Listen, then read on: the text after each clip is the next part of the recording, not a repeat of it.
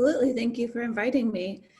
So I did not put together a formal presentation. I'd rather just share a little bit about what we've been doing over the last 7 months now and really invite some discussion, feedback, questions so that it is more interactive. So in April, actually starting in March when everything shut down, we quickly had to come up with a plan for our diagnostic evaluations within the Wasteman Center clinics. And at that time, our system had not really adopted telehealth fully, and so we didn't have access to a lot of equipment or mechanisms to pursue telehealth at that time. And so in order to continue to serve families who are either in the process of evaluation or to continue to serve new families, we adopted phone intakes just to keep kids moving through the process where we would conduct developmental histories and clinical interviews via phone. But as we all know, that's not sufficient. So thinking about diagnosing autism, we need an opportunity to observe the children. So as our system adapted to the situation and we were able to have access to video evaluations, we implemented some protocols that have already been well developed in terms of video evaluations for autism spectrum disorder. So there are protocols such as the Tele-ASD PEDS and the BOSA that are available, but those are primarily, at least the Tele-ASD PEDS are primarily for very young kids, so under 3 years of age. And in our clinics, we see children up through 25 years of age. So we had to think about what are mechanisms where we can continue to do evaluations via video that are effective and best practice. So we, the psychology group did a lot of research thinking about what other centers are doing and took kind of a combination approach of different models that had been developed to come up with a standardized protocol that we would do for a video observational assessment. And so we'd have different tasks that we would ask the family and the children to participate in to be able to observe that interaction via video. And then we would use the CARS, which is Childhood Autism Rating Scale, and is a standardized checklist to look at symptoms of autism to help make that diagnostic decision. The CARS is not necessarily the most robust tool, but the reason we chose that is because we know it's one of the tools accepted by the state in terms of accessing autism treatment services. And when we think about best practice evaluation for autism, really the heart of that is that standardized or structured observational assessment. And so we felt like we had a standardized mechanism for doing that.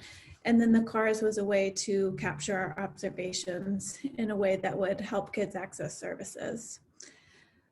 So that was our initial start with telehealth diagnostics. And that was probably April, May, where we really implemented that procedure. At that time, we all felt that we would be back to normal operations in October. So we started by only serving children under 4. So like I mentioned, generally our clinic serves kids throughout the lifespan, childhood, adolescence, but we felt like it was important to prioritize the youngest kids as we were implementing this new model or way of doing diagnostic assessments. And that was working really well, especially to get kids connected with services.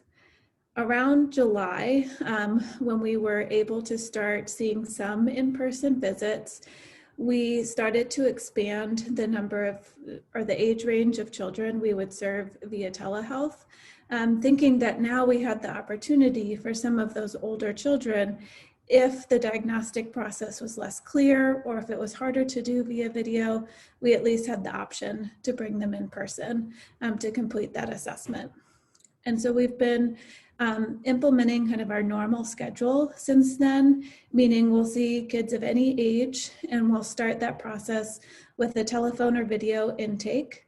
And then based on the presenting concerns and how many symptoms or how clear the question of autism is, then we'll do the structured video assessment. And then based on that, we'll either bring them in for additional in-person interaction if it's not clear via video, or if we don't feel confident that autism is the presenting concern, or we'll bring them in person for cognitive or developmental evaluation, since that's also really important as part of the diagnostic process. And then generally feedback is provided via follow-up phone or video. And I think overall that's been working really well. What we have come to discover is that if a child very clearly has autism, we feel very comfortable doing a diagnostic assessment and providing a diagnosis completely via that video assessment and the background information and the rating forms that we're collecting. What we've noticed is that consistently for children that are less clear or we're not quite sure about, none of us feel comfortable saying no to autism via video.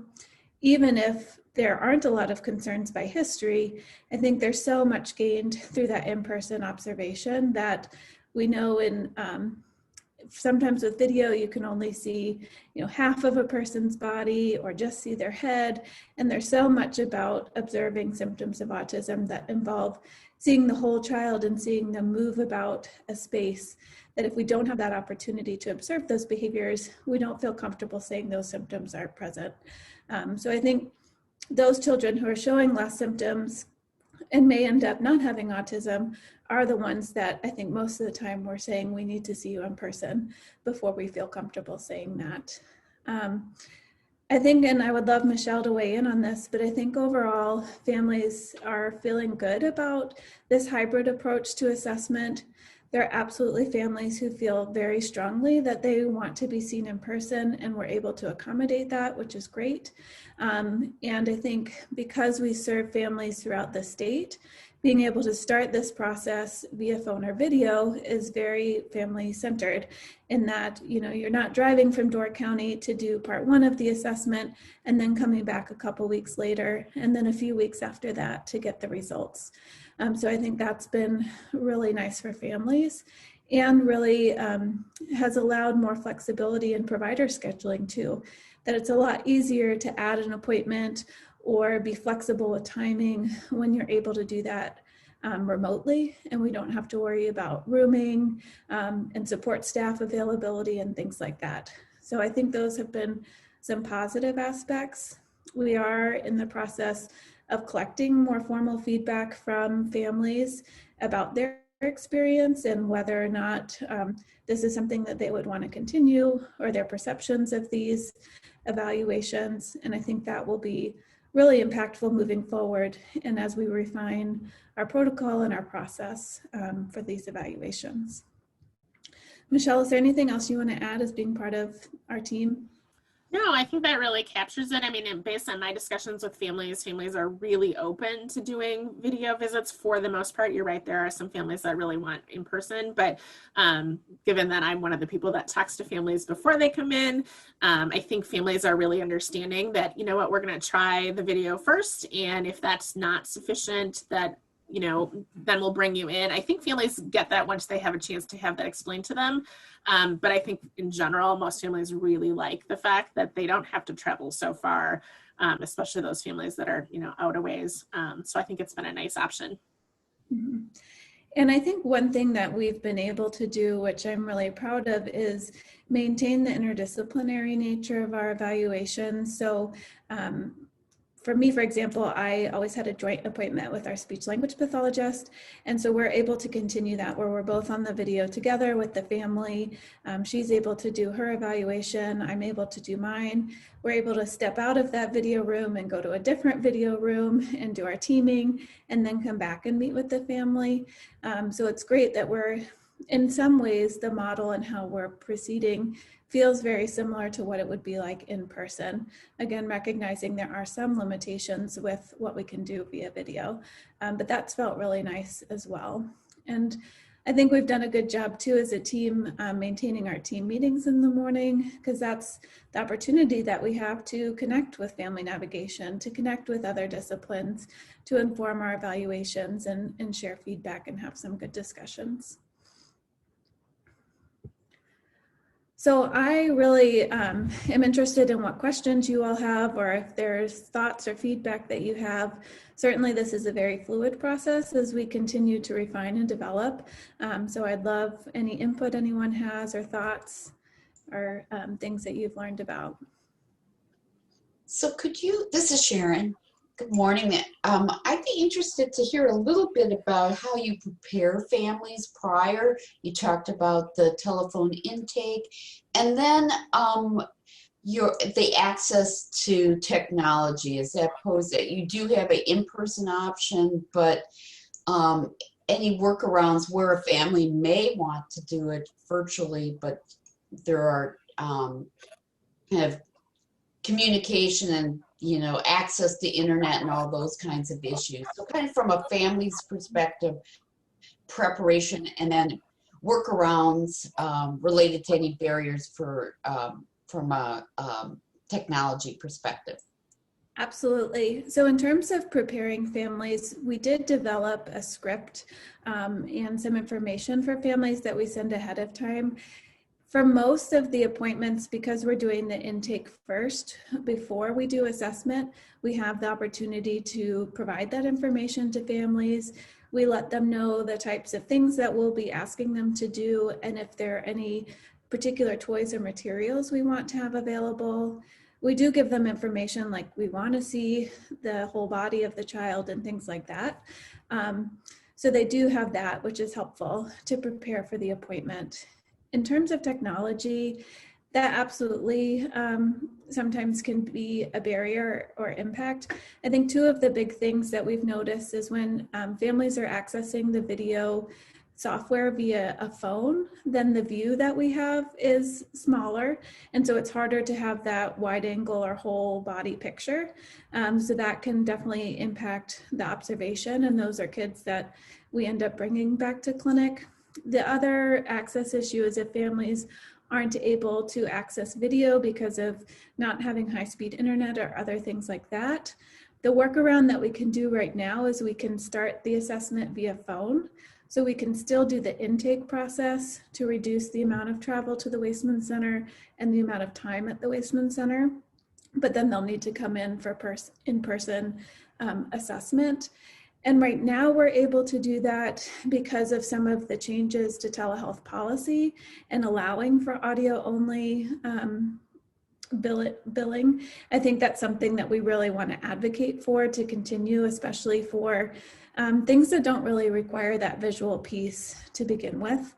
And so a diagnostic interview is a good example of that, where we're gathering information. At that time, we don't really need to observe the child.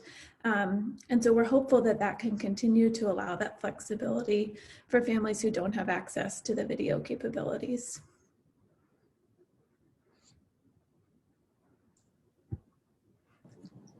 This is Diane.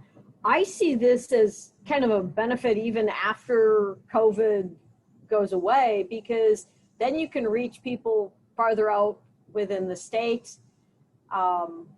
We're gaining more internet access because a lot of kids are required to do virtual schooling, so they're getting the internet access. And I see it mostly for the screening process because I don't see the availability of the diagnostic in a lot of areas, or a long wait to get into those. Do you see yourself doing it for the future? Yes, I think that is absolutely something we all want to continue. And I think it will end up being more of this hybrid model, because just by the nature of our service, you can't do IQ testing over the internet very easily. So I do think we want to continue this. I think another potential to address some of what you're talking about is how can we maybe train local providers? So maybe it's the birth to 3 therapist who learns some of these measures, and then the licensed psychologist or the developmental pediatrician is able to observe that via video, have some interaction with via video, and make a diagnosis without ever having the child come to the Wasteman Center. I think there are options like that having more access to telehealth and availability makes those options more feasible. And so as a state, I think those would be great things to explore. Hi, it's Joe from MCW. I just want to say we actually can do IQ testing and pretty much almost full neuropsychological evaluations completely remotely. And that's something that we've been, with all of our evaluations, autism or otherwise, have developed the flexibility to do things either in a combination of remote and in person or fully remote evaluations. Are you able to do some of that with younger kids who might have like a harder time participating in a virtual environment? So that's, I mean, that is one of the issues, and we're still working through that is, I mean, like, so essentially the kid is old enough to be, so let's say with like IQ testing, if a kid's able to, you know, say participate in, you know, digital learning, then we, you know, then it's more feasible to be able to get it done without too much parent involvement. When it comes to like the much younger kids, much like, you know, you were saying, like we just do, you know, like the observations like the Vanderbilt or and whatnot, because you can't really do like a, you know, a Mullen or a Bailey. But as far as school age and above, we are able to see quite a few of our patients and get a pretty relatively thorough evaluation fully, you know, via Zoom. Yeah, that's great. And I know that technology exists. We just unfortunately do not have access to it. Other thoughts or questions? A question about billing, and maybe that's getting too far into the weeds, but is this either to insurance or to families? Is it similar to in-person, or has that changed? It hasn't changed at this point. Generally, I think that's something that might change over time, and we have yet to know fully what the impact will be in terms of the reimbursement rates. But I think many insurance carriers so far have extended their policy to cover it at the same rate as in-person services.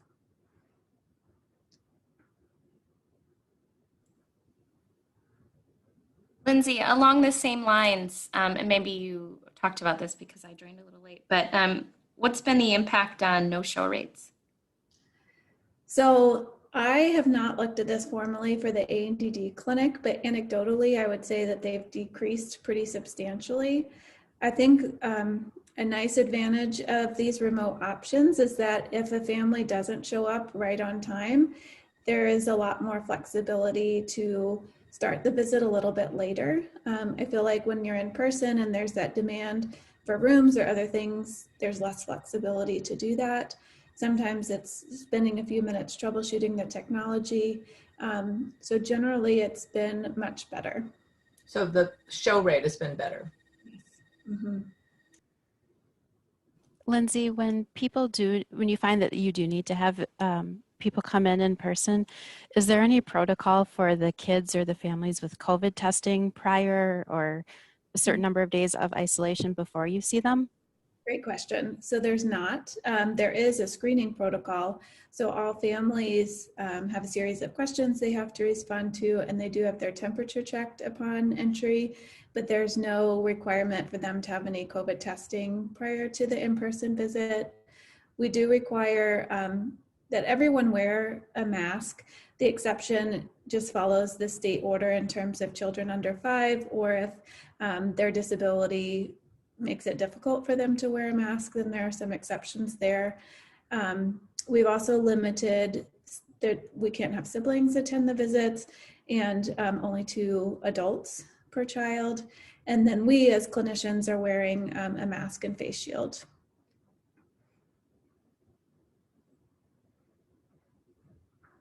And I will say, I think it's important that even for the in-person assessments, it does limit our use of the ADOS, which is one of the gold standard observational measures.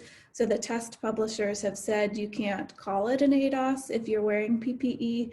because it affects social interaction. You know, for all of us, if you're talking with somebody and you're both wearing masks, it's not the same as when you're not wearing masks. And so we still are administering that assessment, but there are parts that we can't administer because of the materials, or like because we're wearing masks, it's just not the same. And so we're getting some of the same information, but we're still not able to score that measure or use that measure in person. And Rose, I saw, did you have a question? Sort of. So thanks for doing this, because this excites me greatly out here. I'm very happy to hear that you're going to really strongly think about continuing this after COVID. I see this as a way for the families that we are trying to access to continue to be able to access your wonderful resources and supports long after COVID. I'm just curious about a couple of things. One, like you already somewhat addressed for me, that barrier of that internet or that technology, whether it's self-inflicted by the families not knowing how to access that, or it's the area you live in, or in our situation, the wind's blowing today, so it keeps kicking our internet out. Don't know why, but I'm just curious if you all, as a strong entity of the Wiseman Center, have communicated that to the right individuals that are trying to help the broadband with and so forth, or those county organizations that support families, and possibly encouraging them to start doing, as part of their family visits, maybe some technology little courses or something, just to help you on your end so that you can keep helping others. Just super excited about this. So thanks. That's awesome. I appreciate that suggestion too, Rose. I think the hospital is doing some of that, but I think there, as we learn more and get more feedback from families, that might be another area of advocacy or policy that we could look into. I think that is really important. And on our end too, I mean, we also experience technology issues when we're accessing this from home. And so what do you do in that moment and how do you adapt? It's just kind of a reality of this type of service. And so it's good to think through and problem solve.